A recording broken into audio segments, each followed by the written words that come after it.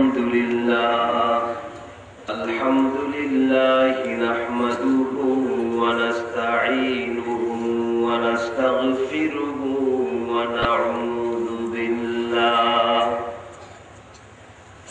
ونعوذ بالله من شرور أنفسنا ومن سيئات أعمالنا من يهد الله فلا مضل له ومن يضلل فلا هادي له ونشهد أن لا إله إلا الله وحده لا شريك له ونشهد أن سيدنا ونبينا وشفيعنا وحبيب ربنا وطبيب أرواحنا وقلوبنا محمدا عبد الله ورسوله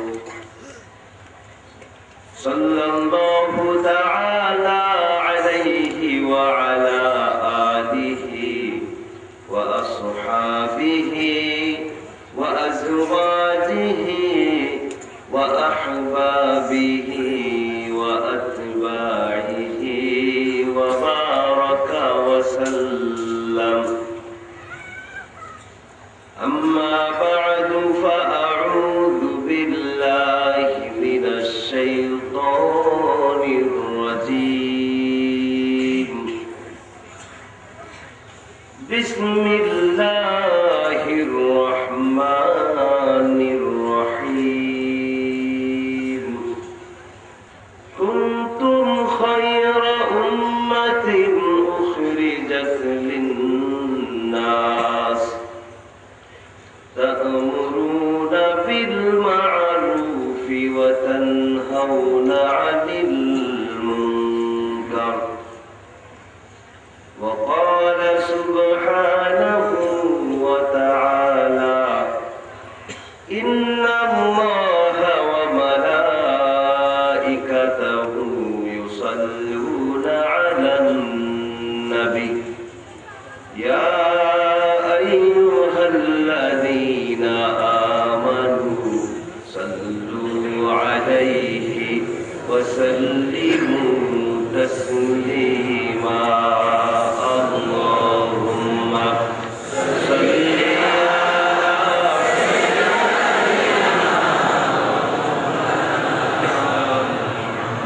وعلى آل سيدنا সবাই জোরে সুরে উচ্চ স্বরে পড়ুন আল্লাহুম্মা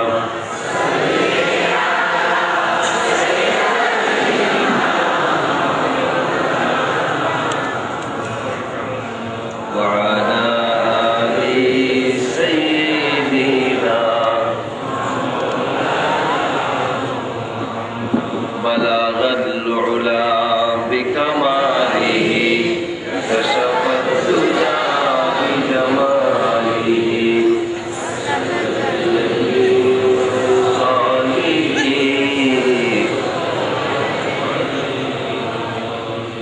بلغ العلا بكماله كشف الدجى بجماله حسنت جميع خصاله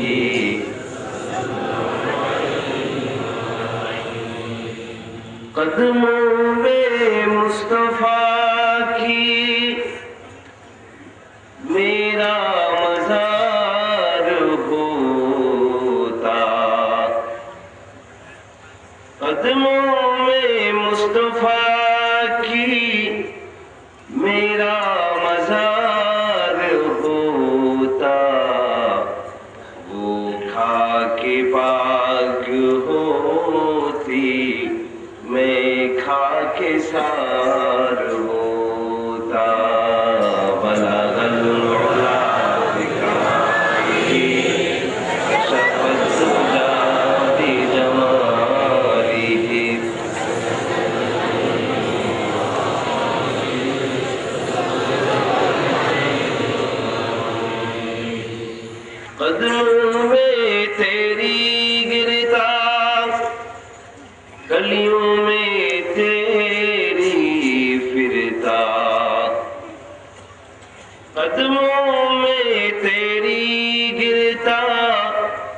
गलियों में तेरी फिरता गाहे सारे सारे रोता गाहे बेकरार होता बलगल उला बिकमालिही कशफत दुजा बिजमालिही सुन्नत जमील खिसालिही।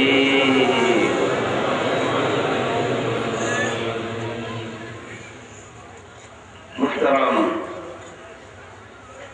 सदरे जलसा, আজকের মাহফিলের সম্মানিত প্রধান অতিথি, বৃহত্তর চট্টগ্রামের কৃতি সন্তান, চট্টগ্রাম তথা বাংলাদেশের ইসলামী আন্দোলনের অন্যতম সিপাহসালার মাননীয় জাতীয় সংসদ সদস্য, মহান সংসদের অলংকার, বিশিষ্ট ইসলামী চিন্তাবিদ, রাজনীতিবিদ এবং এতদ অঞ্চলের জননন্দিত জননেতা যারা আলহাজ হযরত মাওলানা আনম শামসুল ইসলাম সাহেব, মঞ্চে উপবিষ্ট আমন্ত্রিত বিশেষ অতিথিবৃন্দ, হাজারাত উলামায়ে কেরাম এবং আজকের মাহফিলের প্রধান আকর্ষণ আপনারা যারা দূর থেকে নিকট থেকে কোরআনুল কারীমের আকর্ষণে, কোরআনুল কারীমের এই জলসায় দল মত নির্বিশেষে সমবেত হয়েছেন আমার প্রাণপ্রিয় দিনদার, ইমানদার, মুত্তাকি, পরহেজগার ভাই ও বোনেরা, আসসালামু আলাইকুম ওয়া রাহমাতুল্লাহি ওয়া বারাকাতুহু।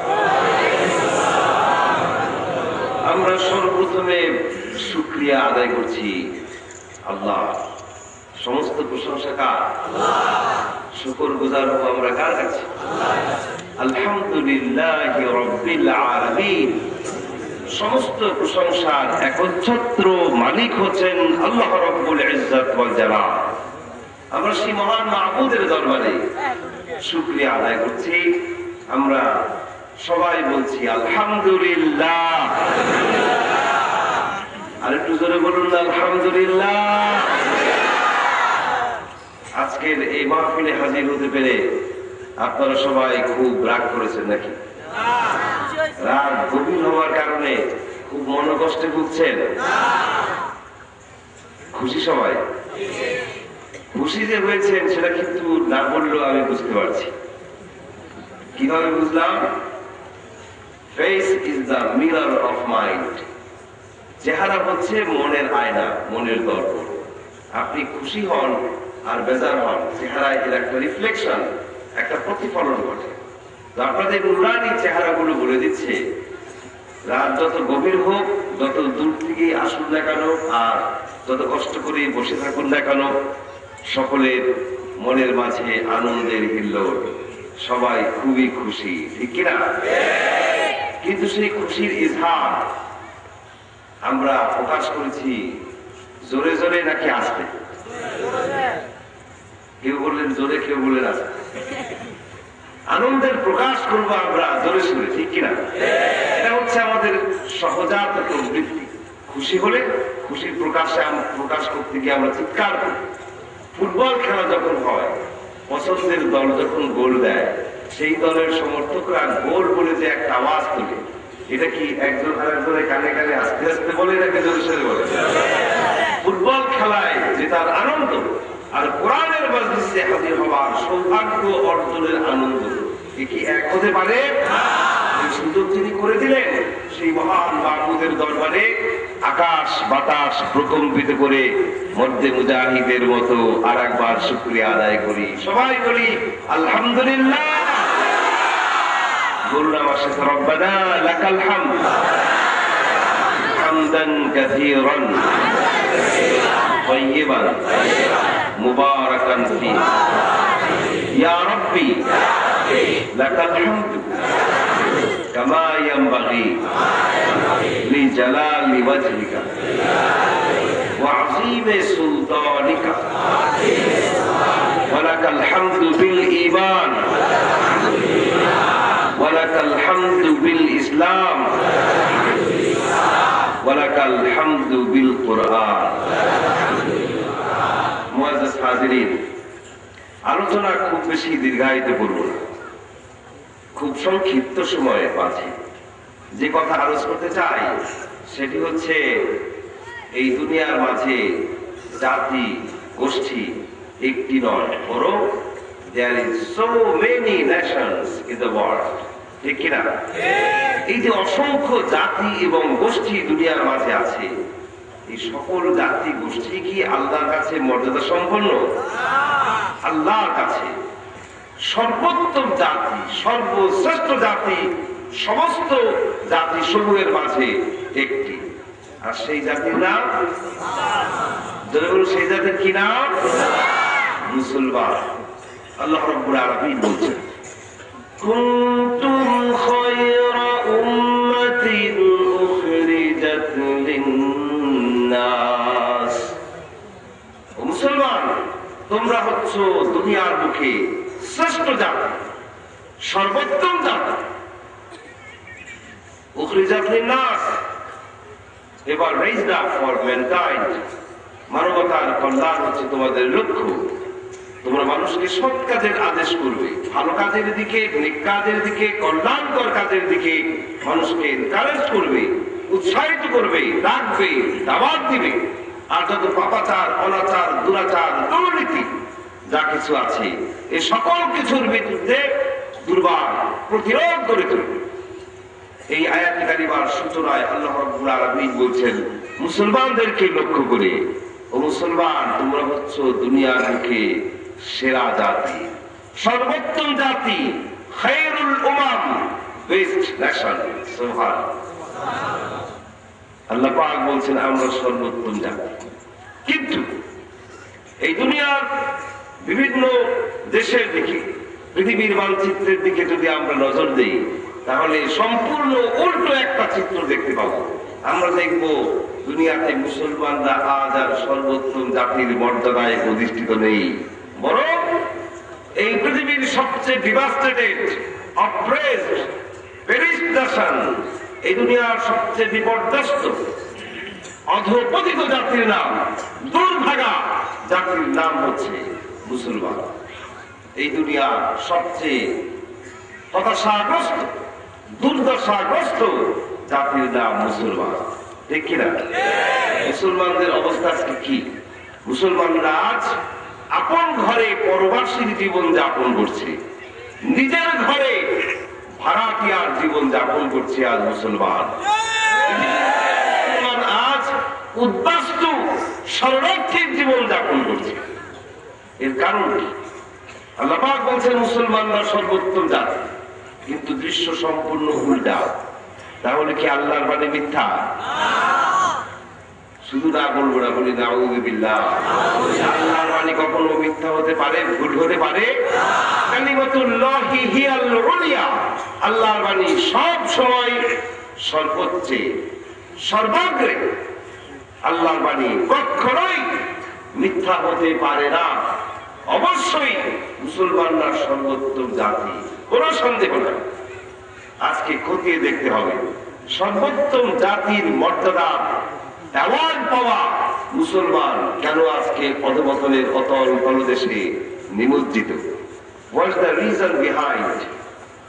এর কারণ খুঁজতে গিয়ে কবি সম্রাট আল্লামা ইকবাল লিখেছেন, वो ज़माना में मुअज़्ज़ज़ थे, वो ज़माना में मुअज़्ज़ज़ थे, मुसलमान होकर और तुम खार बने हो, और तुम खार बने हो, तारिके कुरआन होकर।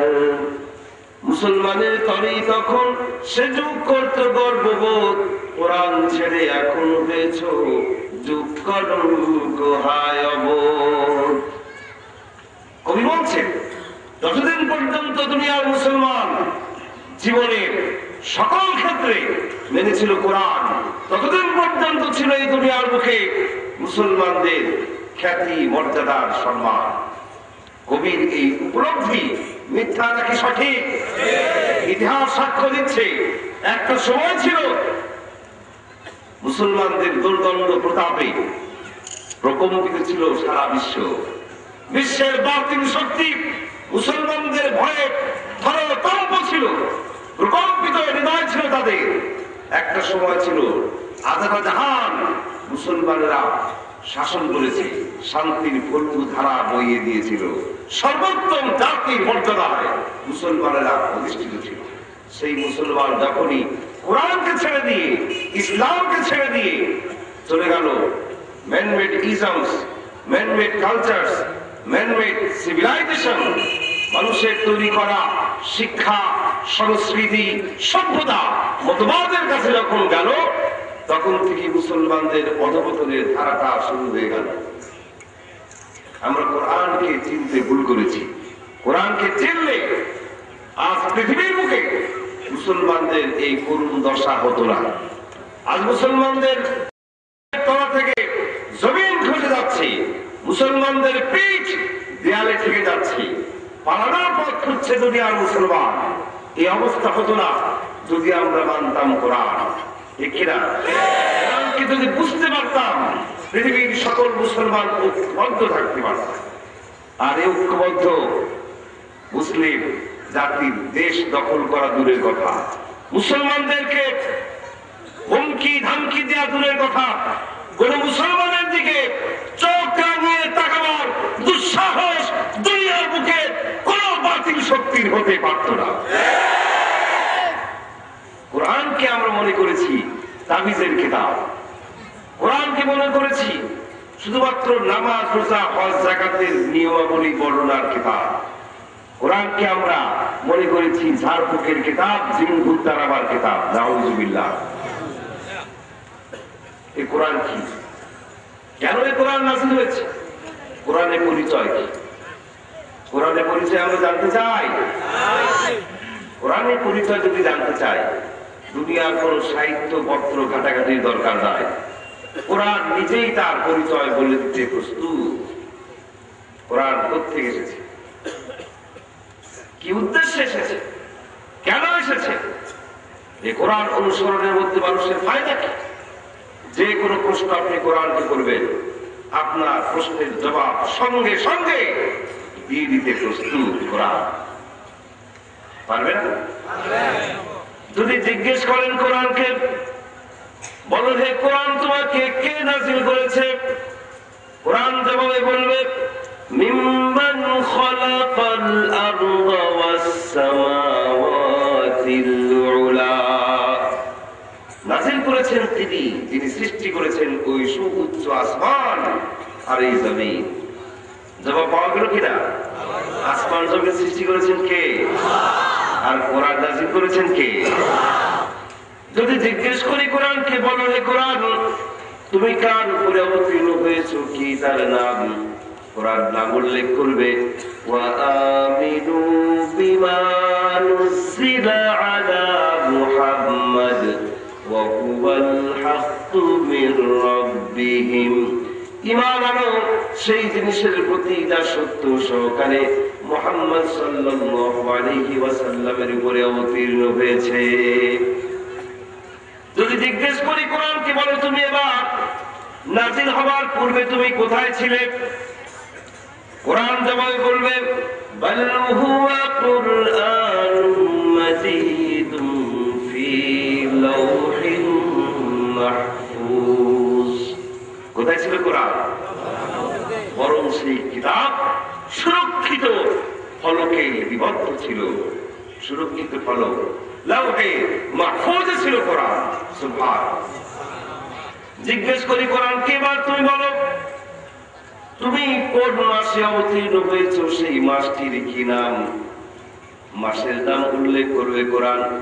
শাহরু রমাদানাল্লাযী উনজিলা ফীহিল কুরআন।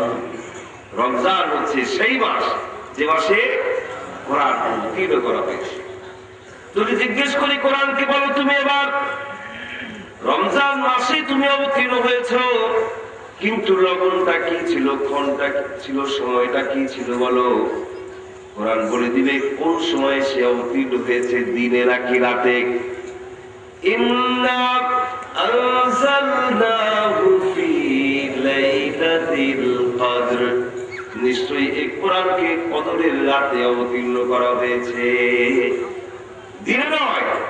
কোরআন অবতীর্ণ হয়েছে এক মহিমান্বিত রজনীতে। কেমন সে রাত?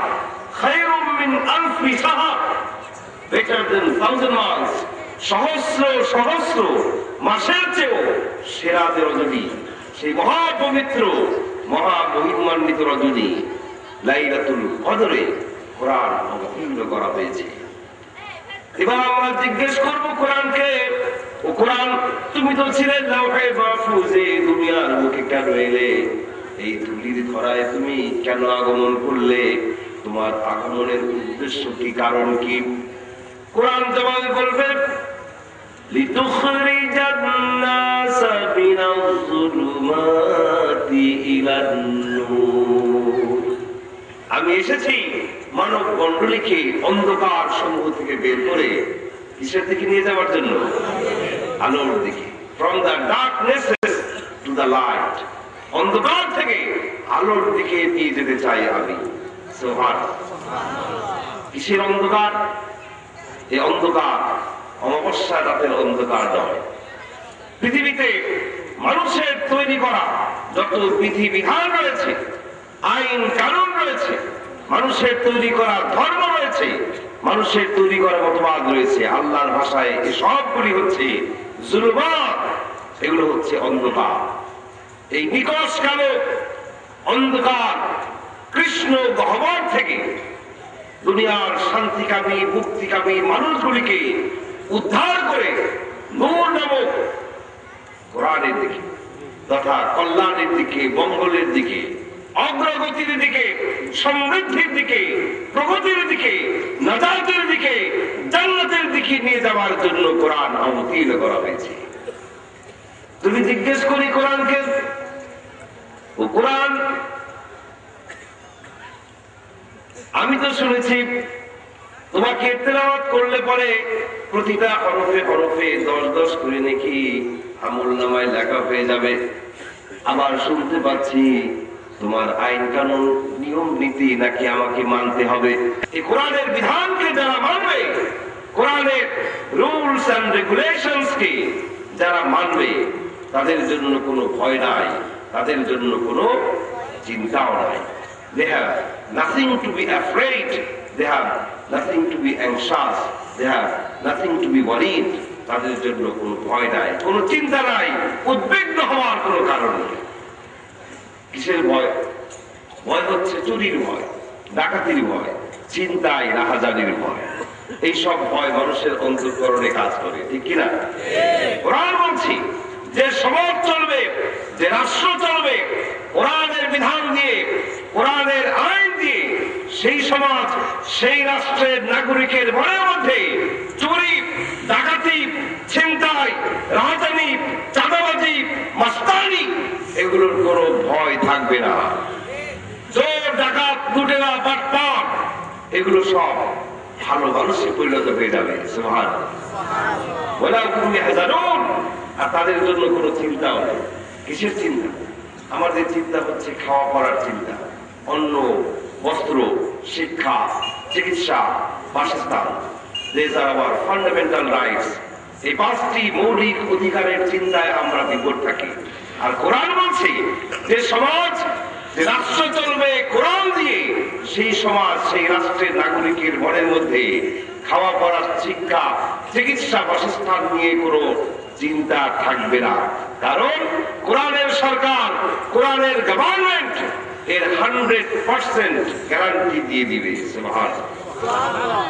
এবার যদি কোরআনকে জিজ্ঞেস করি, ও কোরআন আমি তো মানুষ, আর আমি যে সমাজে বসবাস করি, এই সমাজে বসবাস করতে গেলে অনেক নিয়ম কানুন নীতিমালা আমাকে মেনে চলতে হয়।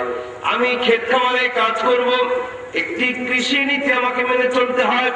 আমি কল কারখানা করব, আমাকে শিল্প নীতি মেনে চলতে হয়। আমি ব্যাংকিং সিস্টেমে কাজ করব, ইকোনমিক্স আমাকে মানতে হয়, অর্থ ব্যবস্থা আমাকে মেনে চলতে হয়। রাষ্ট্র পরিচালনা করব, রাষ্ট্রনীতি রাজনীতি আমাকে মেনে চলতে হয়। আমি বৈদেশিক সম্পর্ক গড়ে তুলব, বিদেশের সাথে সুসম্পর্ক গড়ে তুলব, নানা ধরনের চুক্তিতে আবদ্ধ হব, পররাষ্ট্রনীতি আমাকে মেনে চলতে হয়। এরকম করে আমি লেখাপড়া করব, শিক্ষানীতি আমাকে মেনে চলতে হয়। ও কোরআন তুমি বলো তোমার মধ্যে এই সমস্ত নিয়ম নীতি আছে কিনা? নাকি তোমার মধ্যে আছে শুধু নবী রাসূলদের কিসসা কাহিনী? এই সমস্ত বাস্তবসম্মত নীতিমালা তোমার মধ্যে আছে কিনা বলো। কোরআন কি বলবে? এত সব নীতিমালা আমার মধ্যে নাই, এরকম বলবে? কোরআন দায়িত্বহীন ভাষায় ঘোষণা করবে, وَنَزَّلْنَا عَلَيْكَ الْكِتَابَ تِبْيَانًا لِكُلِّ شَيْءٍ وَهُدًى وَرَحْمَةً وَبُشْرَى لِلْمُسْلِمِينَ। আমি যে কিতাব অবতীর্ণ করেছি, সেই কিতাবে আমি সকল কিছুই, মানব জীবন পরিচালনার সকল নীতিমালা পুঙ্খানুপুঙ্খরূপে বর্ণনা করে দিয়েছি। সুবহানাল্লাহ, কিচ্ছুই বাদ রাখা হয় না। আরেকবার দরুদ বলুন সুবহানাল্লাহ। মানুষের জীবনে এমন কোন সমস্যা নাই যে সমস্যার সমাধান কোরআনে না আছে। দুনিয়ার সকল মানুষের সব সমস্যার সমাধান কোরআনে দিয়ে দেওয়া হয়েছে। এজন্যই এই দুনিয়ায় কেবলমাত্র একটি জাতি, মুসলিম নেশন, মুসলিম উম্মাহ গর্বের সাথে, অহংকারের সাথে এই স্লোগান তুলতে পারে, গগন বিদারী স্লোগান, সব সমস্যার সমাধান দিতে পারে কে? আজকেও দিতে পারবো স্লোগান, বলুন, সব সমস্যার সমাধান দিতে পারে আল কোরআন। এই দুনিয়ার সকল মানুষের সকল সমস্যার সন্তোষজনক সমাধান দিতে পারে কেবলমাত্র, একমাত্র, শুধুমাত্র আল কোরআন। এই কোরআন দিতে পারে সব সমস্যার সমাধান।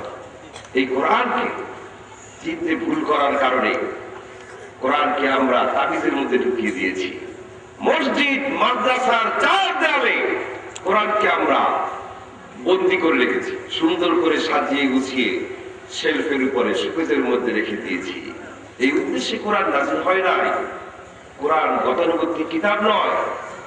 বেদ, বাইবেল, ত্রিপিটক, এই দুনিয়ায় যত ধর্মগ্রন্থ আছে, সমস্ত ধর্মগ্রন্থের প্রতি যথাযথ সম্মান প্রদর্শন করে বলছি, আমাদের ধর্মগ্রন্থ কোরআনের সাথে পৃথিবীর কোন ধর্মগ্রন্থের সামান্যতম কোন তুলনা চলবে না।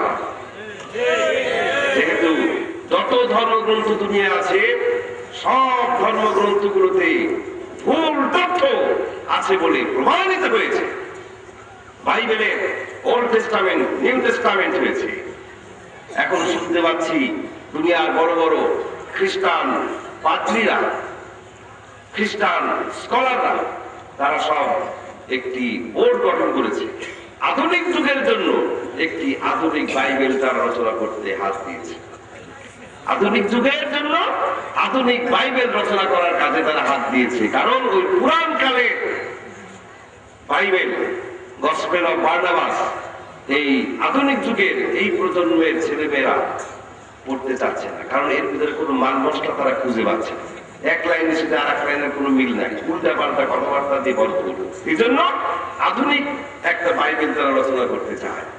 কিন্তু কোরআনের মধ্যে এরকম কোন আধুনিকায়নের কোন প্রয়োজন কি আছে? কারণ কোরআন হচ্ছে সর্বাধুনিক কিতাব, সর্বযুগোপযোগী কিতাব। তার নাম কোরআনে হাকিম, যে কোরআনের মধ্যে সামান্যতম কোন ভুল নাই। যালিকাল কিতাব লা রাইবা ফীহ, this is the scripture whereof there is no doubt। এ হচ্ছে সেই কিতাব যার মধ্যে কোনো ভুল নাই। ভুল তো নাই, ভুল আছে বলে সন্দেহ করার সুযোগ পর্যন্ত নাই। সুবহানাল্লাহ। কোরআনের মধ্যে কেউ যদি ষড়যন্ত্রমূলক ভাবে ভুল ঢুকায়, পরিবর্তন আনে, ধরা পড়ে যাবে কিনা? ধরা পড়ে যাবে। কিভাবে ধরা পড়বে? কারা ধরবে? হাফিজেরা। হাফিজে কোরআন যারা, জাতির সম্পদ তারা, হাফিজে কোরআন না ধরে ফেলবে। এই দুনিয়ায় বেদের কোন হাফেজ নাই, বাইবেলের কোন হাফেজ নাই, কোন ধর্মগ্রন্থের একজন হাফেজও আপনি খুঁজে বের করতে পারবেন না। কিন্তু কোরআনের হাফেজ যদি আপনি খোঁজেন, কয়জন খুঁজে পাওয়া যাবে বলুন? কয়জন? লক্ষ লক্ষ। শুধু সম্প্রতি একটা স্ট্যাটিস্টিক্সে দেখা গেছে বর্তমান পৃথিবীতে হাফেজে কোরআনের সংখ্যা 5 কোটি ছাড়িয়ে গিয়েছে। এই হাফেজে কোরআনরা ধরে ফেলে যে কোরআনের অমুক আয়াতের অমুক জায়গায় ছোট্ট একটা পরিবর্তন আনা হয়েছে, ধরে ফেলে। আফ্রিকার গহীন জঙ্গলে বসেও কেউ যদি একটা পরিবর্তন আনে, ধরে ফেলা যাবে। হাফেজ যত আরবি হরফ হা, হায়ের পেট খালি, হায়ের খুব ক্ষুধা, পেটটা খালি। ওই খালি জায়গায় শূন্য পেটে যদি একটি দানা খাদ্য করা একটা লোকটা যদি কেউ দিয়ে দেয়, হা কি হয়ে যাবে? জিম হয়ে যাবে। এই ছোট্ট পরিবর্তনটা যদি কেউ আনে, ধরা পড়ে যাবে। যদি বলো সুবহানাল্লাহ। এজন্য কোরআনে কেউ কোনদিন পরিবর্তন সংযোজন বিয়োজন ঘটাতে পারবে না। তবে শুধু হাফেজে কোরআনের মাধ্যমে নয়, আল্লাহ রাব্বুল আলামিন অলৌকিক পদ্ধতিতে কোরআন হেফাজত করছেন, যা আমাদের মস্তিষ্কে করবেন। কম্পিউটারে একটি বিষয়, ছোট্ট একটি বিষয় ধরা পড়েছে, সেটি হচ্ছে আল্লাহ রাব্বুল আলামিন একটি সংখ্যা রহস্যময় বন্ধনে গোটা কোরআনকে জালের মতো করে আটকে দিয়েছে।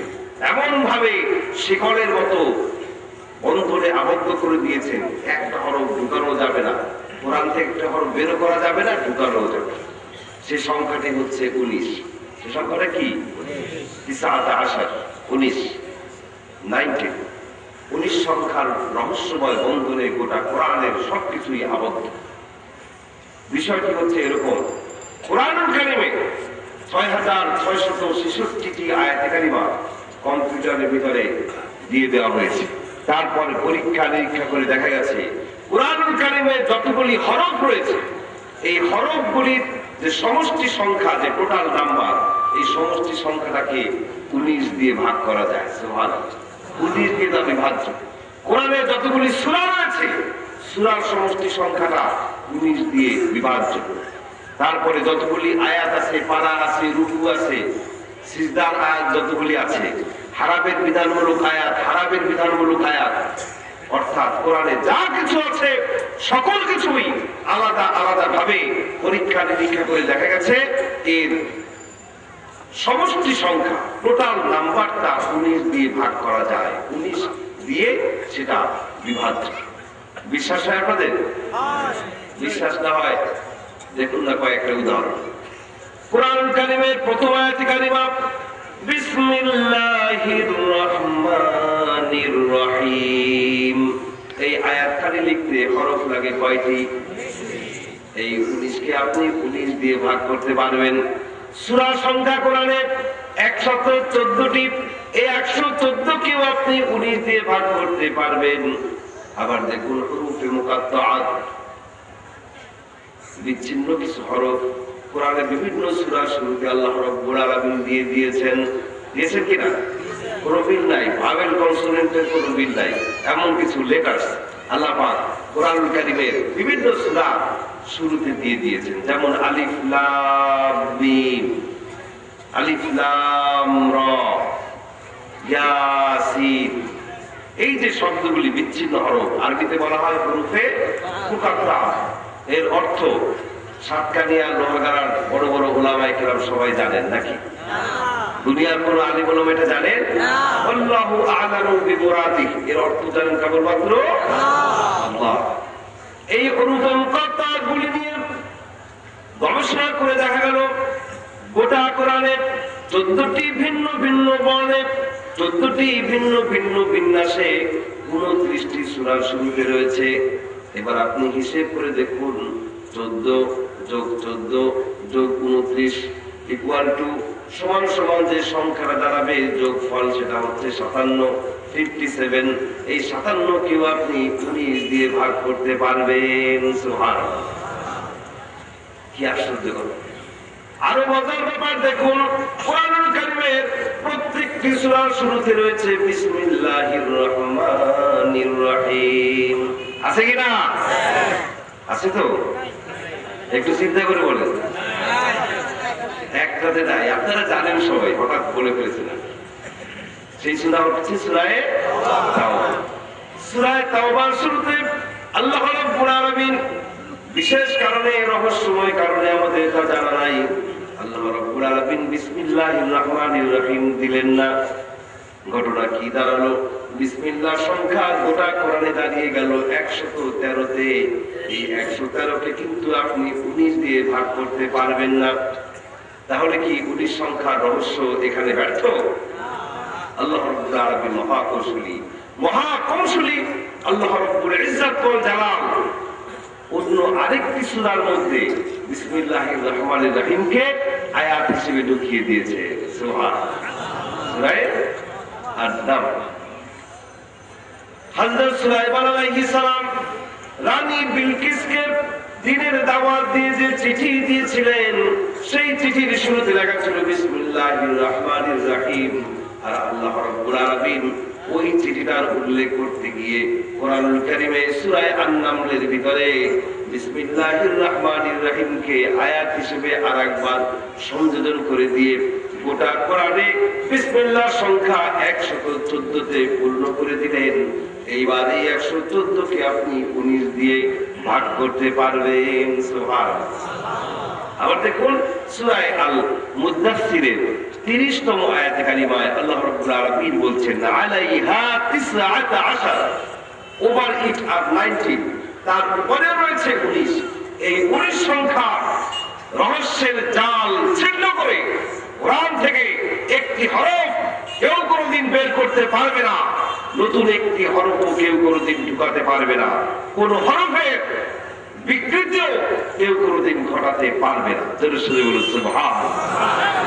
আল্লাহ রাব্বুল আলামিন কোরআন অবতীর্ণ করেছেন, সেই আল্লাহ আবার ঘোষণা করে দিয়েছেন এই কোরআনের হেফাজতকারী আমি নিজে আল্লাহ। ইন্না নাহনু নাযালনা যিকরা ওয়া ইন্না লাহু লাহাফিজুন। এই কোরআন নাযিল করেছি আমি আল্লাহ, আর কোরআন হেফাজতের দায়িত্ব সম্পূর্ণই আমি আল্লাহ। সুবহানাল্লাহ। I have without any doubt sent down this scripture and I will assuredly guard it. এই কোরআন নাযিল করেছি আমি আল্লাহ, আর এই কোরআন হেফাজতের দায়িত্ব সম্পূর্ণই আমি আল্লাহ। কোরআন হচ্ছে এক বিজ্ঞানময় কিতাব।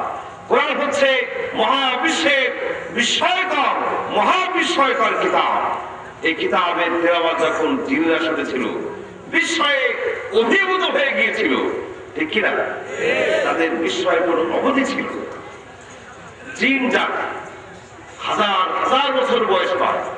রাসূল করিম সাল্লাল্লাহু আলাইহি ওয়াসাল্লামের যুগের জিন আজকের এই দিন পর্যন্ত জীবিত থাকতে পারে।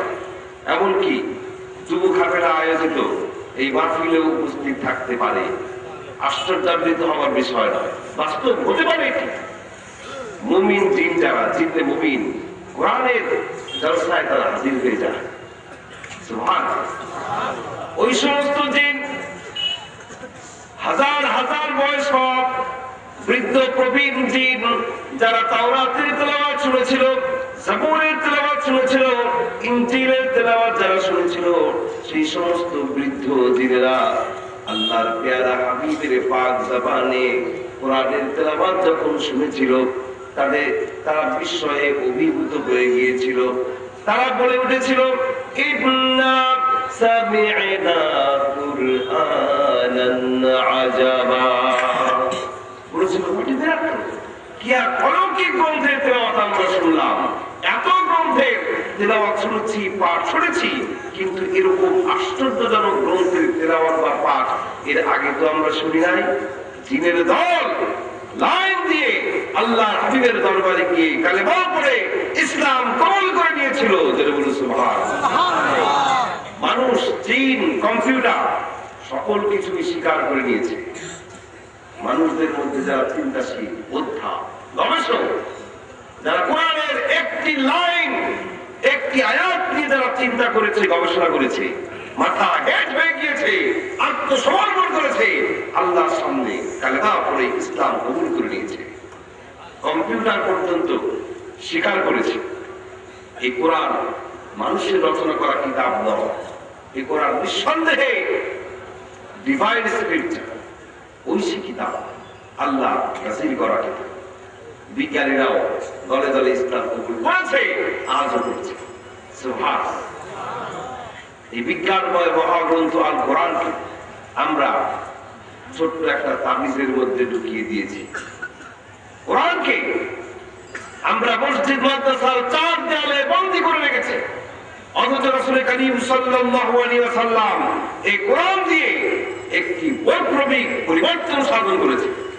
আল্লাহ হাবিব বলেছেন, আল কাসিবু হাবিবুল্লাহ, শ্রমিক, খেটে খাওয়া মানুষ, মজদুর, তারা হচ্ছে আল্লাহর বন্ধু। আল্লাহ হাবিব এভাবে মানুষকে মানুষের মর্যাদায় প্রতিষ্ঠিত করেছিলেন। এমন সমাজ কোরআন দিয়ে উপহার দিয়েছিলেন যেই সমাজে চুরি, ডাকাতি, ছিনতাই, আদানি, দুর্নীতি বলতে কিচ্ছু ছিল না, পাপাচার, অনাচার বলতে কিচ্ছুই ছিল না। যা ছিল সেটার নাম হলো শান্তি। শান্তি আর শান্তি ছিল। মানুষ দরজা খুলে ঘুমবার সুযোগ পেয়েছিল। এমন মানুষ আল্লাহর পেয়ারা হাবিব উপহার দিয়েছিলেন যারা ছিল পিস অফ গোল্ড, কয়লার টুকরো ছিল। সেই মানুষগুলি রাসূল করিম সাল্লাল্লাহু আলাইহি ওয়াসাল্লামের সংস্পর্শে এসে কুরআনুল কারীমের অনুসরণ, অনুকরণের মাধ্যমে হীরকখণ্ডে পরিণত হয়ে গিয়েছিলেন। যারা জনগণের সম্পদ লুণ্ঠন করত, তারা জনগণের সম্পদের পাহারাদার হয়ে গিয়েছিল। যারা নারীর সতীত্ব হরণ করত, তারা নারীর সতীত্বের পাহারাদার হয়ে গিয়েছিল। সুবহানাল্লাহ। এরকম সোনার মানুষ, হীরের টুকরো আল্লাহর পেয়ারা হাবিব বিশ্ববাসীকে উপহার দিয়েছিলেন কোরআনের বদলে। সেই মানুষটির কথা বলবো যেই মানুষ আল্লাহর হাবিবকে হত্যা করার জন্য খোলা তলোয়ার হাতে ছুটে এসেছিলেন, অথচ সেই মানুষটিও ইসলাম কবুল করার পর এমন হীরকখণ্ডে পরিণত হয়েছিলেন যে আল্লাহ হাবিব বলেছেন, আমার পরে যদি কেউ নবী হতো তাহলে দেখে রাখো এই মানুষটাই নবী হয়ে যেত। তিনি কে? তিনি কে? অত্যন্ত রাগী মানুষ তিনি ছিলেন। হযরত ওমর তিনি যখন শুনলেন তার বোন ইসলাম কবুল করেছেন, ভগ্নিপতি ইসলাম কবুল করেছেন, সারা শরীরে তার আগুন ধরে গেল।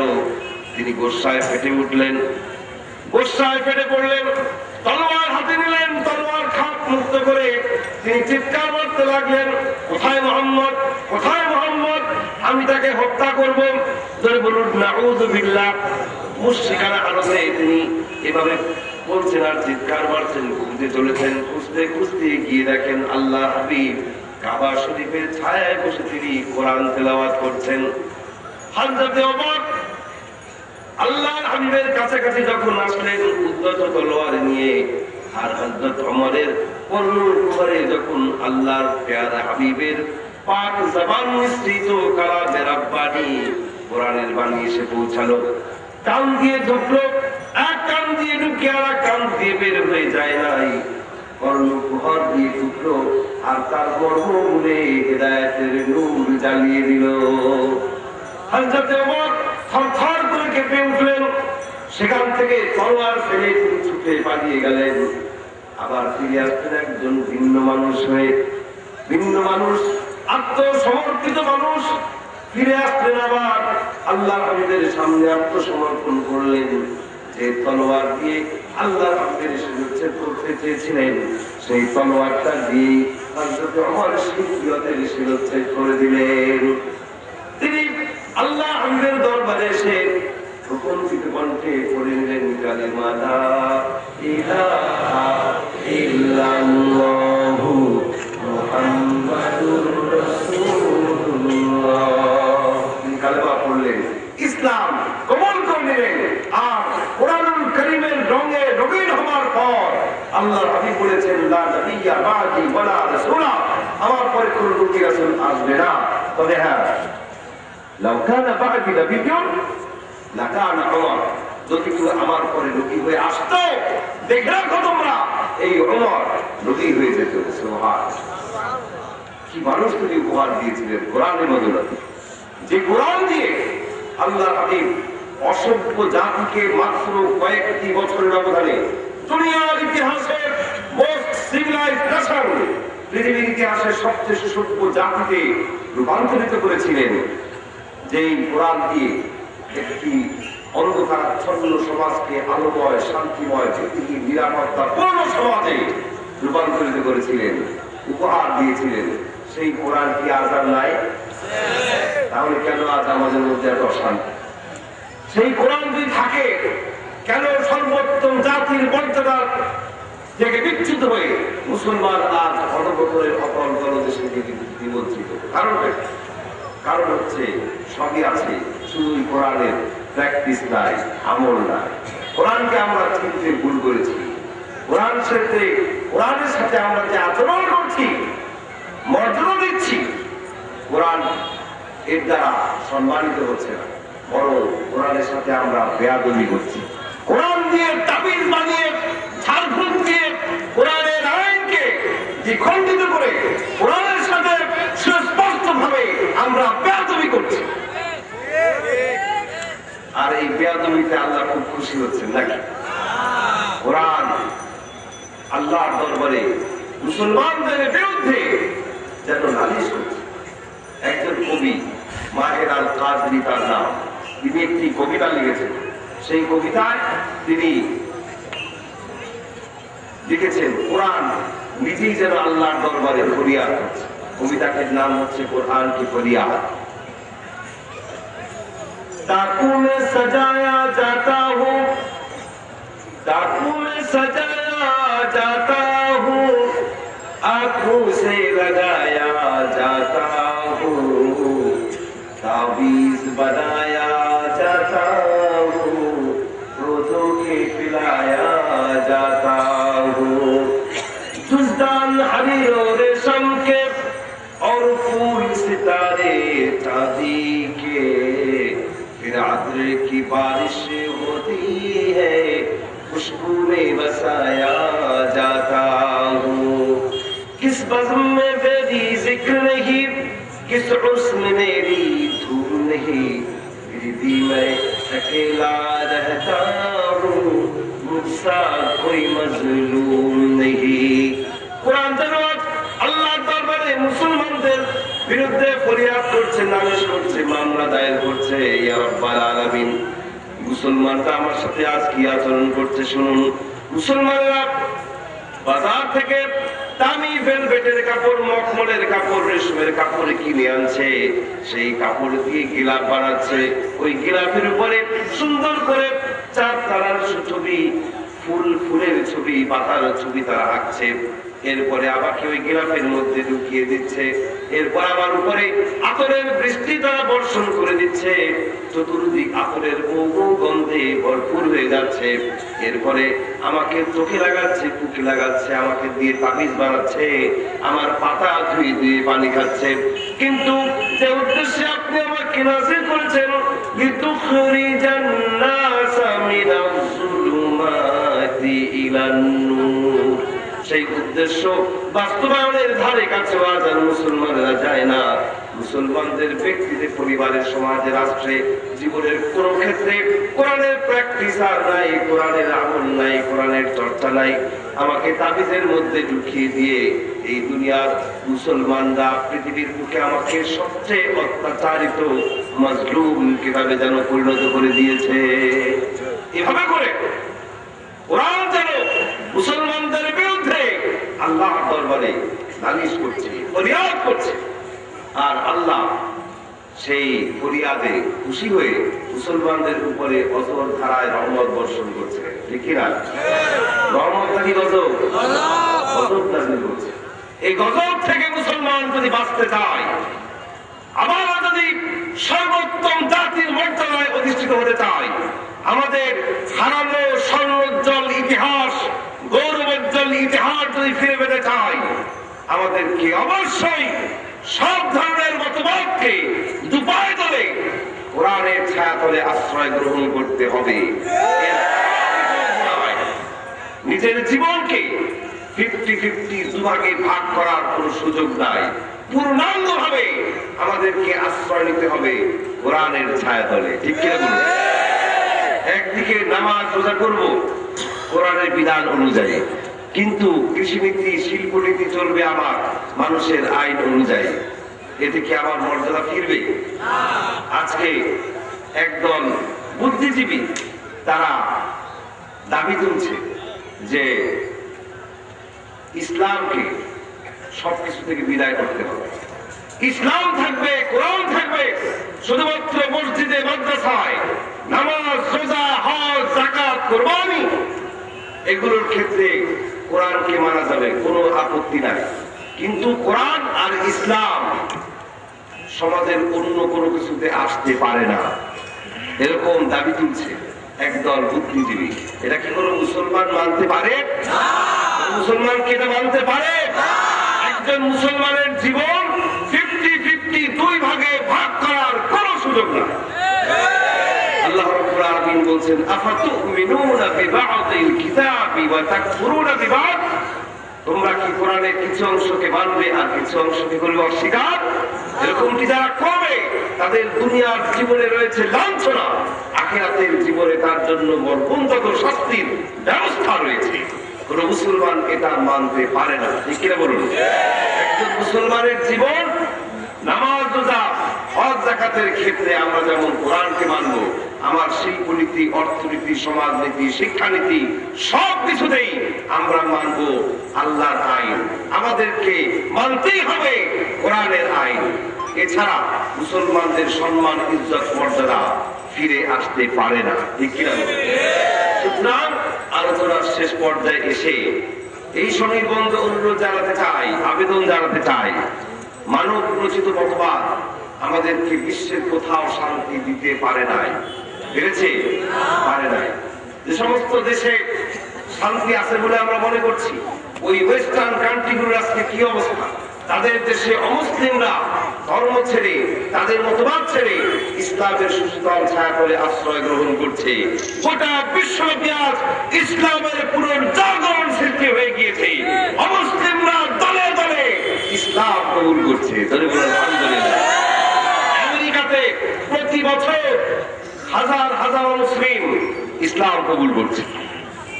এই যে কিছুদিন আগে, মাস 2-3 আগে আমেরিকার নাম করা দুনিয়া কাঁপানো একজন পপ সঙ্গীত শিল্পী মাইকেল জ্যাকসন মৃত্যুবরণ করলেন। এই মাইকেল জ্যাকসন তিনি বছর 2-3 আগে দুবাইয়ের গ্র্যান্ড ইমামের হাতে হাত রেখে কালেমা পড়ে ইসলাম কবুল করে নিয়েছিলেন। আর এই মাইকেল সাইকেল নাম বাদ দিয়ে একজন খ্রিস্টান নামে তিনি তার নামকরণ করেছিলেন মিকাইল জ্যাকসন। এই মাইকেল জ্যাকসন বা মিকাইল জ্যাকসন তার বোন জেনেট জ্যাকসন, তিনিও কোরআন হাদিস অধ্যয়ন করছেন। বিভিন্ন জার্নালে পড়েছি তিনি ইসলামী সাহিত্য অধ্যয়ন করছেন, কোরআন তাফসীর হাদিস তিনি পড়ছেন। ইসলাম কবুল করার পথে তিনিও রয়েছেন। এভাবে করে অমুসলিমরা ইসলাম কবুল করছেন। Britain, before 100 years there was only one mosque in Britain. সেই ইংল্যান্ডে, সেই ব্রিটেনে বর্তমানে মসজিদের সংখ্যা প্রায় 10,000, যেখানে মসজিদ ছিল 100 বছর আগে মাত্র। ইংল্যান্ডের মুসলিমরা ইসলাম কবুল করার পর তাদের যে ধর্মীয় উপাসনালয়গুলো, চার্চ, প্যাগোডা, গুরুদুয়ারা, মন্দির, মঠ, এগুলোই তারা আবার কিনে কিনে মসজিদ, মাদ্রাসা, ইসলামিক সেন্টারে রূপান্তরিত করছে। এ পর্যন্ত দেশে বিদেশে আমার পরম শ্রদ্ধেয় পিতার হাতে হাত রেখে যারা ইসলাম কবুল করেছেন তাদের সংখ্যা প্রায় 1000, যার মধ্যে প্রায় 6 শতাধিক অমুসলিম ইসলাম কবুল করেছেন ঐতিহাসিক তাফসীরুল কোরআন মাহফিল প্যারেড গ্রাউন্ডে। আর এর বাইরে আমেরিকার একজন অ্যাটর্নি অফ ল জোসেফ রয়ে, তিনিও আছেন এদের মধ্যে অন্যতম। ইটালি, নরওয়ে, জার্মানি, এসব দেশে, ফ্রান্সে মুসলমানরা আজ দ্বিতীয় বৃহত্তম জাতি। খ্রিস্টানদের পরে সেখানে আজ মুসলমানদের অবস্থান। এভাবে করে গোটা বিশ্বব্যাপী ইসলামের পুনরুদ্ধার হতো। সুতরাং আমি বলবো মুসলমান কোনো ভয় নাই, ডর নাই। মুসলমান ভয় করবে কেবলমাত্র আল্লাহকে। কাকে ভয় করবে? ভয় থাকবে কেবলমাত্র আল্লাহ, কোন মানুষের ভয় নয়। যে ব্যক্তি কোন মানুষকে ভয় পায়, সব মানুষ এসে তাকে ভয় দেখায়। আর যে ভয় পায় কেবলমাত্র আল্লাহকে, সেই ব্যক্তির ভয়ে সমস্ত বাতিল শক্তি থরথর করে কাঁপতে থাকে, মাথা খারাপ হয়ে যায়, পাগল হয়ে যায়। ভয় থাকবে মনের মধ্যে কেবলমাত্র আল্লাহ। আল্লাহর ভয়ে ভীত সন্ত্রস্ত থাকতে হবে মুসলমান। কোনো ভয় নাই, ডর নাই। আসুন এই শপথ আমরা আজকে গ্রহণ করি, আমাদের হারানো গৌরব ফিরে আনবার জন্য। কোনো বাতিল মতবাদ তার নয়। আমরা আমাদের জীবনের সকল ক্ষেত্রে মানব শুধুমাত্র কোরআন। এ থেকে আমরা রাজি আছি। জমিন আল্লাহ, আইন চলবে আল্লাহ। এ জমিন কার? সবাই দরুদ শরীফ পড়ি। আল্লাহুম্মা সাল্লি আলা সাইয়্যিদিনা মাওলানা মুহাম্মদ ওয়া আলা আলি মুহাম্মদ কামা সাল্লাইতা আলা ইব্রাহিম ওয়া আলা আলি ইব্রাহিম ইন্নাকা হামিদুম মাজিদ। اللهم بارك على محمد وعلى آل محمد كما باركت على إبراهيم وعلى آل إبراهيم إنك حميد مجيد. اللهم آمين. ربنا ظلمنا أنفسنا وإن لم تغفر لنا وترحمنا لنكونن من الخاسرين. ربنا لا تزغ قلوبنا بعد إذ هديتنا وهب لنا من لدنك رحمة إنك أنت الوهاب. ربنا آتنا في الدنيا حسنة وفي الآخرة حسنة وقنا عذاب النار.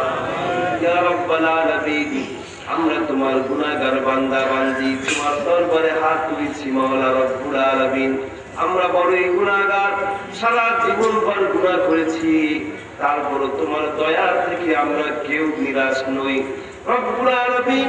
আমরা জানি তুমি তো ক্ষমাশীল, তুমি দয়াবান। ইন্নাকা আফুউন কারীম, তুমি ক্ষমাশীল, তুমি দয়াবান। তুহিব্বুল আফওয়া, ক্ষমা করতে তুমি পছন্দ করো। ফাআফু আন্না, তোমার সেই গুণের উসিলায় দয়া করে আমাদের সকলের জিন্দেগীর গুনাহ খাতা মাফ করে দাও ইয়া রাব্বাল আলামিন। জাহান্নামের আগুন, রক্ত মাংসের শরীর নিয়ে আমরা সহ্য করতে পারবো না রব্বুল আলামিন। দয়া করে জাহান্নামের আগুন আমাদের সকলের জন্য তুমি হারাম করে দাও। সব ধরনের গুনাহের কাজের প্রতি আমাদের অন্তরে তুমি ঘৃণার সৃষ্টি করে দাও। আমাদেরকে এমন আমল করার তৌফিক দাও মাওলা, যাতে করে তোমার ওই জান্নাত আমাদের সকলের জন্য ওয়াজিব হয়ে যায়। আল্লাহুম্মা জিদনা ওয়া লা তানকুসনা ওয়া আকরিমনা ওয়া লা তুহিন্না ইয়া রাব্বাল আলামিন। আয় আল্লাহ, আমাদের মধ্য থেকে যাদের মা বাবা ইন্তেকাল করেছেন, আল্লাহ দয়া করে তাদের কবরগুলোকে জান্নাতের বাগান বানিয়ে দাও। আমাদের মধ্যে যাদের মা সগীরা, সবাই বলুন আমার সাথে, রব্বির হামহুমা কামা রাব্বায়ানি সগীরা।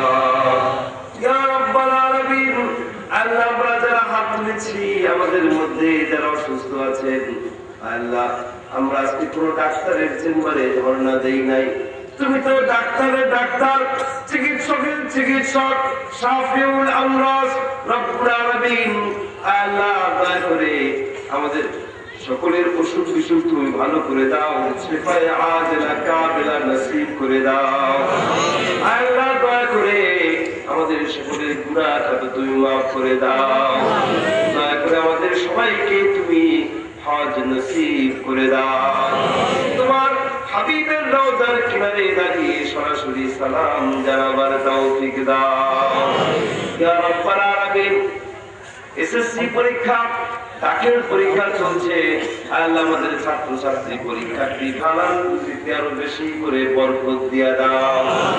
ঋণগ্রস্ত যারা আছেন ঋণ পরিশোধ করার তৌফিক দাও।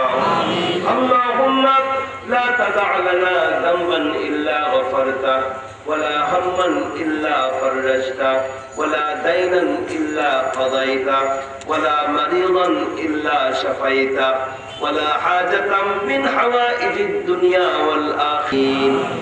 আল্লাহ আজকের এই মাহফিলের আয়োজন যারা করেছেন ইসলামী যুব কাফেলা, এই মাহফিলে যিনি সভাপতিত্ব করলেন, আল্লাহ এই মাহফিলের প্রধান অতিথির আসন যিনি অলঙ্কৃত করেছেন, আল্লাহ মাহফিলে আমরা যারা বক্তব্য রাখলাম, রব্বুল আলামিন আল্লাহ মাহফিলে স্বেচ্ছাসেবকের দায়িত্ব যারা পালন করেছেন, মাইকের কাজ, লাইটের কাজ, প্যান্ডেলের কাজ যারা করেছেন, মিডিয়ার কাজ যারা করেছেন, এই মাহফিলে অর্থ দিয়ে, বুদ্ধি দিয়ে, পরামর্শ দিয়ে, কায়িক পরিশ্রম দিয়ে নানাভাবে যারা সহযোগিতা করেছেন, আমাদের সকলের জন্য কিয়ামতের দিন মুসিবতের সময় এই মাহফিলকে নাজাতের জরিয়া বানিয়ে দিও। আমিন। ইয়া রাব্বাল আলামিন, দয়া করে আমাদের প্রিয় জন্মভূমি বাংলাদেশের উপরে অঝোর ধারায় তুমি রহমত বর্ষণ করো। আমাদের দেশ থেকে সন্ত্রাস, দুর্নীতি, রাজনৈতিক সহিংসতা তুমি দূর করে দাও। আমাদের দেশের সকল মানুষের মাঝে দলমত নির্বিশেষে মমত্ববোধ, মহত্ববোধ, ভ্রাতৃত্ববোধকে তুমি আরো বাড়িয়ে দাও। ইয়া রাব্বাল আলামিন, সন্ত্রাস, দুর্নীতি চিরতরে তুমি বিদায় করে দাও। আমাদের প্রিয় জন্মভূমি বাংলাদেশের স্বাধীনতা, সার্বভৌমত্বকে কিয়ামত পর্যন্ত তুমি অক্ষুণ্ণ রাখো। আমাদের দেশের স্বাধীনতার জন্য যে বীর মুক্তিযোদ্ধারা জীবন দিয়েছেন, রব্বুল আলামিন দয়া করে তাদেরকে শাহাদাতের দরজা নসিব করে দাও। রব্বুল আলামিন, আল্লাহ আমাদের ভাষা দিবস, আল্লাহ 21শে ফেব্রুয়ারি এই দিনে সালাম জাফর, রফিক বরকত, আল্লাহ আমাদের দেশের সূর্য সন্তানেরা আমাদের ভাষার জন্য যারা জীবন দিলেন, রব্বুল আলামিন দয়া করে তাদেরকে তুমি শাহাদাতের দরজা নসিব করে দাও। রব্বুল আলামিন, আল্লাহ আমাদের প্রিয় জন্মভূমি বাংলাদেশের 56,000 বর্গ মাইলের প্রতিটা ইঞ্চি জমিনকে কোরআনের জন্য, ইসলামের জন্য তুমি দুর্গ বানিয়ে দাও। দুনিয়া বিগত বালা মুসিবত আছে, ভূমিকম্প, অতিবৃষ্টি, অনাবৃষ্টি, জলোচ্ছ্বাস, বন্যা, প্লাবন, খরা, পাহাড় ধস, মঙ্গা, সব ধরনের দুনিয়াবি বালা মুসিবত থেকে আমাদের এই ছোট্ট দেশটাকে তুমি হেফাজতে রাখো। দুনিয়ার যত জায়গায় মুসলমানেরা নির্যাতিত, মজলুম, আল্লাহ মজলুম মুসলমানদের কোনো গার্জিয়ান নাই, কোনো অভিভাবক নাই, মাওলা রব্বুল আলামিন দুনিয়ার সমস্ত মজলুম মুসলমানদের তুমি হামি ও নাসির হয়ে যাও। ইয়া রাব্বাল আলামিন, দ্বীনের খিদমত করছেন, রব্বুল আলামিন দয়া করে সমস্ত প্রবাসী ভাই বোনদের হালাল রুজিতে আরো বেশি করে তুমি বরকত দিয়া দাও। ইয়া রাব্বাল আলামিন, আমাদের মা বোনদের প্রতি রহম করো, তাদের ঘরগুলিকে শান্তির নীড় বানিয়ে দাও, স্বামী স্ত্রীর মধ্যে প্রেম মহব্বত আরো বাড়িয়ে দাও। কন্যা যাদের আছে সৎ পথে রচনা করার তৌফিক দাও। আমাদের মা বোনদেরকে এমন জীবন যাপন করার তৌফিক দাও মাওলা, যাতে করে হযরতে খাদিজা, হযরতে আয়েশা, হযরতে ফাতিমা, হযরতে সুমাইয়া রাদিয়াল্লাহু তাআলা আনহুন্নার সাথে জান্নাত নসিব হয়ে যায়। ইয়া রাব্বাল আলামিন, যে এলাকায় কোরআনের এই মাহফিল অনুষ্ঠিত হলো, আল্লাহ রাব্বুল আলামিন কোরআনের মাহফিলের বদৌলতে এই এলাকাকে ইসলামের জন্য তুমি কবুল মঞ্জুর করে দাও। এই এলাকার সমস্ত মানুষের মাঝে দলমত নির্বিশেষে মমত্ববোধ, মহত্ববোধ, সৌহার্দ্য, ভ্রাতৃত্ববোধকে তুমি আরো বাড়িয়ে দাও। হিন্দু, বৌদ্ধ, খ্রিস্টান, রব্বুল আলামিন সবাইকে মিলে মিশে সাম্প্রদায়িক সম্প্রীতি বজায় রেখে বসবাস করার তৌফিক দাও। রব্বুল আলামিন এই অঞ্চলের প্রতিনিধিত্ব যিনি করছেন হযরত মাওলানা শামসুল ইসলাম সাহেব, আল্লাহ রাব্বুল আলামিন দয়া করে তুমি তার হায়াতকে দারাজ করে দাও। ইয়া রাব্বাল আলামিন, আল্লাহ তুমি তার যোগ্যতাকে আরো বাড়িয়ে দাও। এই সাতকানিয়া লোহাগাড়ার উন্নয়ন কল্পে তিনি যত পরিকল্পনা গ্রহণ করেছেন সবগুলি যেন তিনি বাস্তবায়িত করতে পারেন সেই তৌফিক দান ইয়া রাব্বাল আলামিন। আল্লাহ, এই আশা নিয়ে মোনাজাত শেষ করতে যাচ্ছি। যত কথা মুখ ফুটে বললাম আর যত কথা মনের গহীনে লুকিয়ে রাখলাম, আমাদের বিশ্বাস আমাদের বলার না বলার সমস্ত মোনাজাত দয়া করে তুমি মঞ্জুর করে নিয়েছো।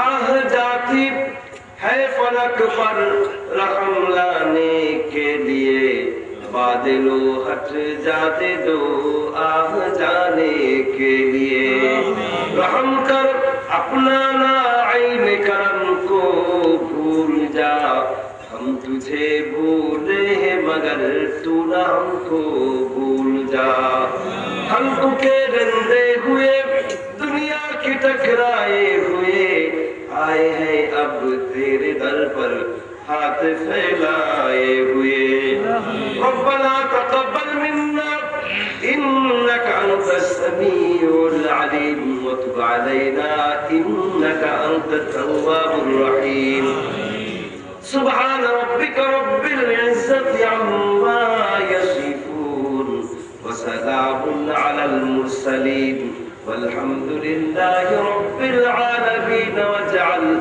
آخر كلامنا عند الموت لا إله إلا الله محمد رسول الله